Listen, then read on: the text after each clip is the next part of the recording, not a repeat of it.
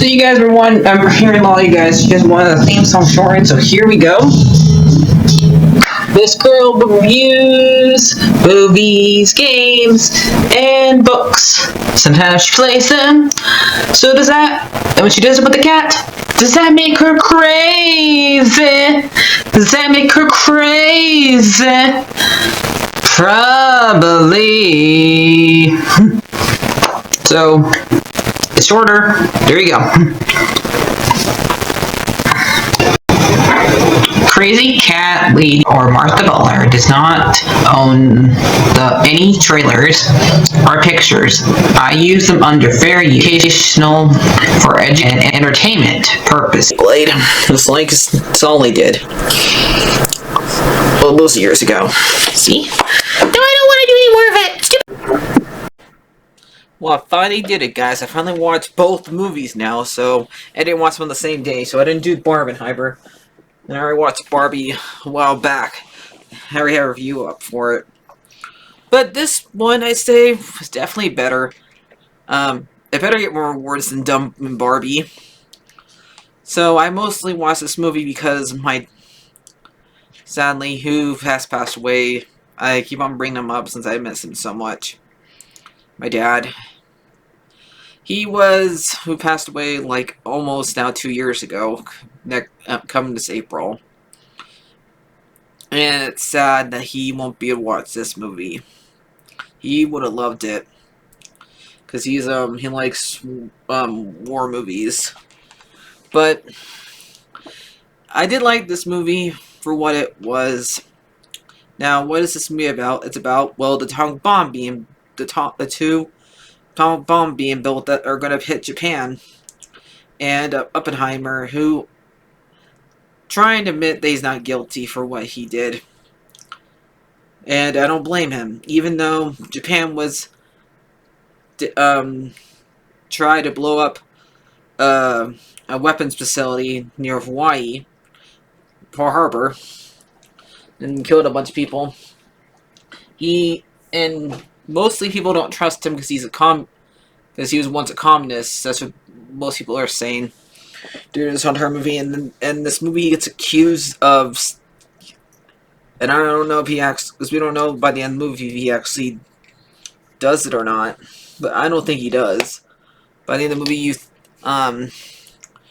Robert Downey Jr.'s character accuses him of sharing the secrets with the Russians, because this movie takes place like during not only during World War II. It's like it starts like in 1935, and I think it probably ends around the 50s.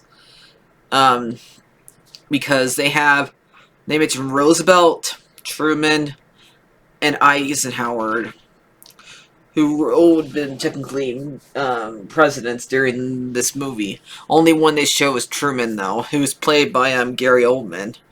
And I think everybody who's in this movie does a great job. I think Gary Oldman does a great job not even letting you know. I'm not... Because when I looked up who's playing who, I didn't even recognize that was Gary Oldman playing the president at the time. And him calling Oppenheimer crybaby because he feels guilty for what he did. And he says, I'll take the blame. And said, don't let that crybaby back in here. Basically, he has to build a bomb so he can end the war. Because he said he wished he did before. Yeah, he built an time so he can drop it on Germany. And then maybe we wouldn't have Germany split off in two different countries. Or a while if that happened, I don't know. But I did like it. It's really good. Robert Downey Jr. plays a good job playing a villain here. Like, for a while you don't think he's a villain in this movie, but he is. Since he's like gets mad for Oppenheimer, I guess, embarrassing him. And so we also have some parts are in black and white, some parts are in color, because I don't know, like the parts, I was having a hard time to distribute like what parts are like. I think like most of the parts that Robert Downey Jr. and they were black and white. There's only like a few times we get to see him in color in this movie. But I would say like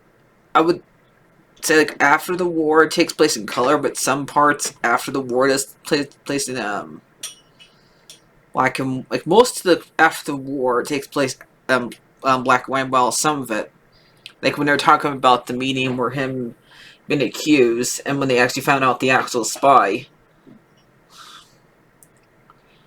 because after this movie, as movies took place, there was this time where kids had to sit under a desk and like hoping they don't get hit by a bomb, and that's because of the Russian scare, and that's what they were worried about happening during a lot, and they're worried about that Russians got the bomb, got control of the bomb.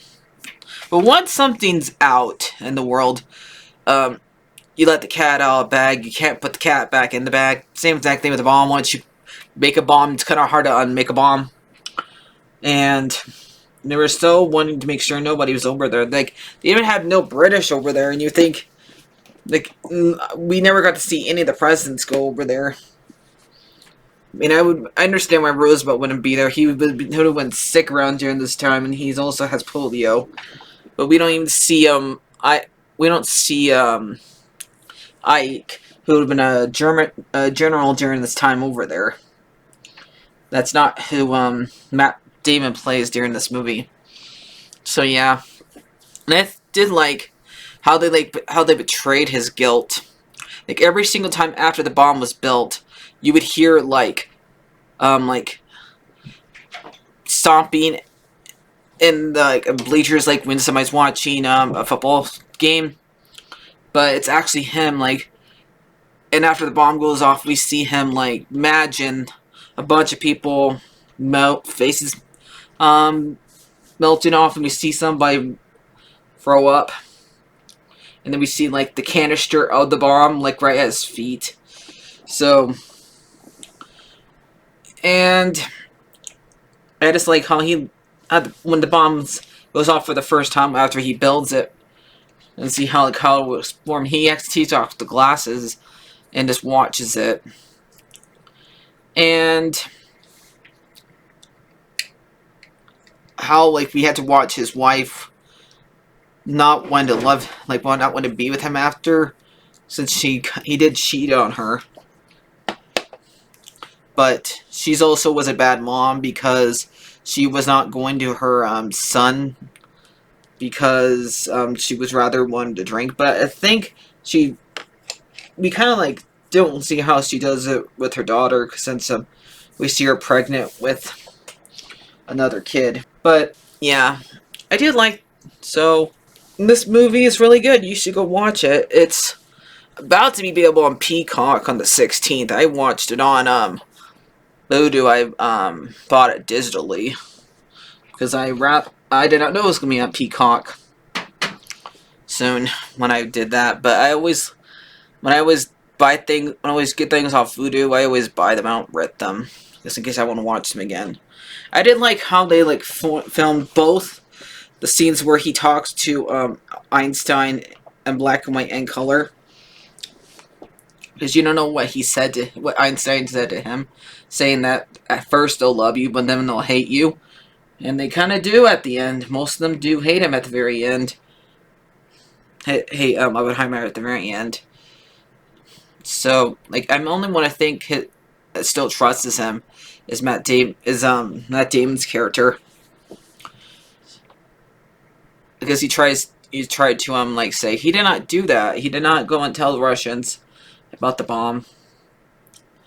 So I don't know. Most of the times I did not understand what's going on, since it's physics, and I didn't actually do a great job in physics in college, but I did understand some of it. And how much Oppenheimer wanted to like make sure he actually beat Germans being the bomb, making the bomb, because he said they're about like a couple years ahead of them doing it, and they never made one since Hitler didn't really trust Eisenhower because him being Jewish. And he ends up leaving Germany because and at the end of the movie he says he doesn't want to ever go back to Germany because of what they did to the Jews and him being one. So yeah, it's a really good movie, guys. Go watch it. It's long. It's 3 hours long. I'm probably gonna give this one like a 9 out of 10. The pacing's really good and stuff like that. I mean, it's a little bit too long, but you can sit for Lord of the Rings. You can sit for this. So yeah, and nice job, Christopher Nolan. I don't know. I would probably still love Dark Knight more than this. So yeah, I'll see you guys later. And like, favorite, and subscribe. And bye bye. 9 out of 10.